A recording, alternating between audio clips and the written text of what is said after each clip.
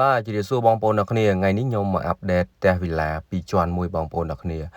ម៉ូដនេះគឺស្រស់ស្អាតមែនតើហើយយើងអាប់ដេតថ្មីគឺបន្ទប់គេងរហូតដល់6បងប្អូនអ្នកគ្នាជាមួយបន្ទប់ទឹករហូតដល់7ហើយយើងអានផ្ទះបាយមួយទៀតបងប្អូនអ្នកគ្នាចំពោះជាជុងវីឡាពីរជាន់នេះដែរគឺស្រស់ស្អាតមែនតើបងប្អូនអ្នកគ្នាជាប្រភេទផ្ទះប្រណិតតែម្ដងណាយើងនិយាយទៅគេហៅលំដាប់អភិជនហើយតម្លៃសាងសង់នៅក្នុងផ្ទះនេះ$10,000ជាងឯងបងប្អូនអ្នកគ្នាអញ្ចឹងនៅក្នុងផ្ទះនេះដូចបងប្អូនបានដឹងអញ្ចឹងយើងបានជាលក្ខណៈគ្រួសារធំហើយបន្ទប់គេងយើងរហូតដល់6ហើយជ្រីជ្រុងផ្ទះនេះគឺស្រស់ស្អាតបងប្អូនអ្នកគ្នាប្លែកមែនតើ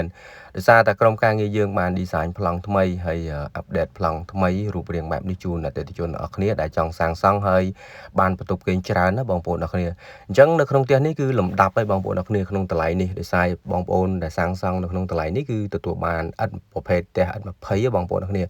ហើយនឹងបានបុកគ្រឹះត្រឹមត្រូវតែម្ដងបងប្អូនអ្នកគ្នាចំពោះតម្លៃនេះ